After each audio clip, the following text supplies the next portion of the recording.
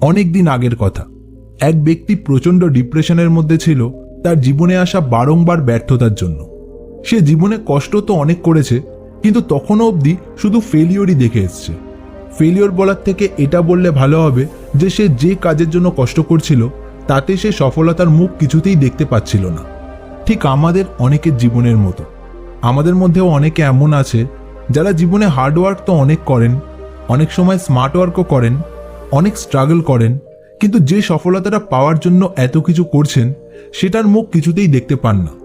কেউ কেউ স্ট্রাগলের প্রথমেই হাল ছেড়ে দেয়, কেউ আবার মাঝপথ অবধি যাওয়ার চেষ্টা করে, কিন্তু মাঝপথে গিয়ে দিশা খুঁজে না পেয়ে ডিপ্রেশনে চলে যায়।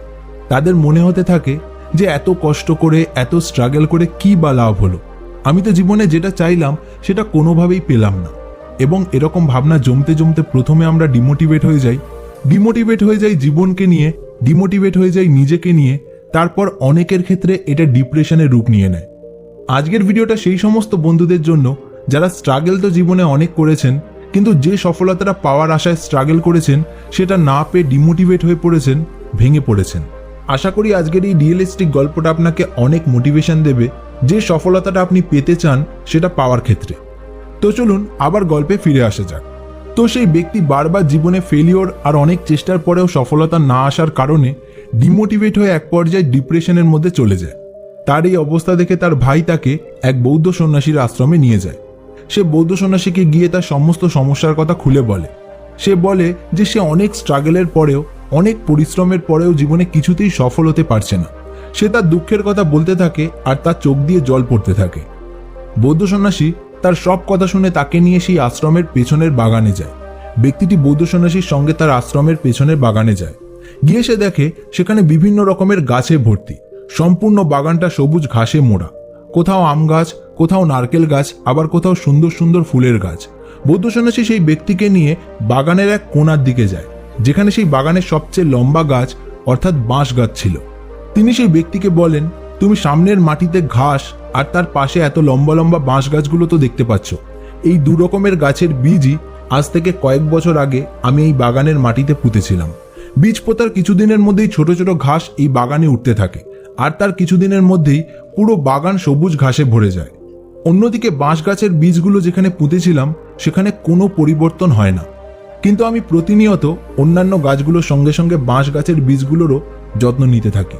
প্রতিদিন তাদের জল দিই। পরের বছর ঘাসগুলো আরও অনেক ঘন হয়ে যায় এবং কিছুটা লম্বাও হয়ে যায়। বাগানে থাকা অন্যান্য গাছও আস্তে আস্তে বাড়তে থাকে, কিন্তু এক বছর পরেও বাঁশ গাছের বীজ পোতার জায়গাতে কোনো পরিবর্তন দেখা যায় না।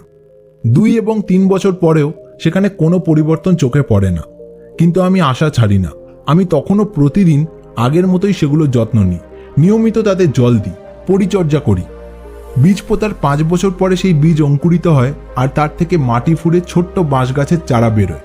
সেই চারা তখন আশেপাশে থাকা ঘাসের থেকে অনেক ছোট ছিল, কিন্তু মাত্র কয়েক সপ্তাহের মধ্যে যেন ম্যাজিক হয়ে যায়। বাগানের এই কোণায় যে বীজগুলো 5 বছর লাগিয়েছিল শুধুমাত্র অঙ্কুরিত হতে, সেই বীজগুলো মাত্র কয়েক সপ্তাহের মধ্যে এই বাগানে থাকা সব গাছকে ছাড়িয়ে যায় আর 20 ফুট লম্বা বাঁশ গাছে পরিণত হয়। তুমি ভেবো না সেই 5 বছর বীজগুলো শুধুমাত্র এমনি পড়েছিল। সেই 5 বছরে সেই বীজগুলো মাটির নিচে নিজের শিকড় এতটা মজবুত করছিল যে যখন এই 20 ফুটের সফলতাটা আসবে সে সেটাকে সামলাতে পারে। আজ আমরা এই বাঁশ গাছের 20 ফুটের সফলতাকে দেখছি, কিন্তু 5 বছরের নিঃশব্দে মাটির নিচে চলা তার স্ট্রাগলকে আমরা কিন্তু কেউ দেখিনি। আমাদের জীবনটাও কিন্তু ঠিক এমনই বন্ধু। তোমার জীবনে তুমি স্ট্রাগল করছো কিন্তু তবুও সফলতা আসছে না, এর মানে কিন্তু এটা নয় যে তুমি কখনোই সফল হবে না। হয়তো তোমার স্ট্রাগল তোমার ভিতকে মজবুত করছে, হয়তো তোমার জন্য অনেক অনেক বড় সফলতা লেখা আছে। যে সফলতাকে সামলাতে তোমার আরও একটু তৈরি হতে হবে, আরও একটু মজবুত হতে হবে। হয়তো তুমি সেই সফলতা থেকে শুধুমাত্র কিছুটা দূরে দাঁড়িয়ে আছো, আর একটু হাঁটলেই তুমি হয়তো সেই জায়গায় পৌঁছে যাবে যেখানে তুমি পৌঁছতে চাও। হয়তো তার এক পা আগে পর্যন্ত তুমি সেই সফলতাকে দেখতে পাবে না, কিন্তু হ্যাঁ, যেদিন তোমার জীবনে সেই সফলতা আসবে সেটা এতটা বড় হবে যা তোমার অতীতে করা সমস্ত স্ট্রাগলকে মেকআপ করে দেওয়ার জন্য যথেষ্টর থেকেও অনেক বেশি হবে। শুধু বন্ধু মাঝপথে হাল ছেড়ে দিও না, ডিমোটিভেট হয়ে ডিপ্রেসড হয়ে যেও না। এতদিন যেমন চেষ্টা করছিলে এখনো তেমন চেষ্টা করে যাও। পথে বাধা আসলে পথ বদলাও, কিন্তু নিজের লক্ষ্য বদলিও না। একদিন তোমারও সময় আসবে, শুধু চেষ্টাটা ছাড়লে চলবে না। বন্ধুরা, এই ছোট্ট গল্পটা আমাদের জীবনের একটা অনেক বড় শিক্ষা দিয়ে যায়। আমাদের চারপাশে প্রকৃতির মাঝেই আমাদের সব প্রশ্নের উত্তর কিন্তু লুকিয়ে আছে। আমরা যদি আমাদের চারপাশে থাকা নেচারকে ভালোভাবে অবজার্ভ করি, আমরা কিন্তু নিজের জীবনের অনেক প্রশ্নের উত্তর পেয়ে যাব। যেমন এই গল্পে বাঁশ গাছের বেড়ে ওঠার কাহিনী থেকে আমরা নিজের লাইফে মোটিভেশন নিতে পারি। আমরা শুধুমাত্র একজন মানুষের সফলতাটাকে দেখতে পাই, সেই সফলতা অর্জনের জন্য করা তার বহুদিনের পরিশ্রম, সেই সফলতা অর্জনের জন্য করা তার বহু রাতের ঘুমের স্যাক্রিফাইসগুলোকে কিন্তু আমরা দেখতে পাই না। কিন্তু সফল মানুষের আর অসফল মানুষের মধ্যে একটা বড় তফাৎ হলো, সফল মানুষেরা শেষ অবধি লড়ে যায়। তারা কখনোই আশা ছাড়ে না, আর হাল তো ছাড়েই না যতক্ষণ না তারা সফল হচ্ছে। ভিডিওটা ভালো লেগে থাকলে এটা একটা শেয়ার করে দেবেন, আর আপনিও আর একবার উঠে দাঁড়িয়ে চেষ্টা করতে রাজি কিনা কমেন্টে লিখে যাবেন। এরকম মোটিভেশনাল ভিডিও আরও দেখার জন্য এই চ্যানেলকে সাবস্ক্রাইব করে রাখতে পারেন। আপনাদের সঙ্গে দেখা হচ্ছে খুব তাড়াতাড়ি আরও একটা নতুন ভিডিওতে। ততক্ষণ stay happy, stay healthy and stay motivated.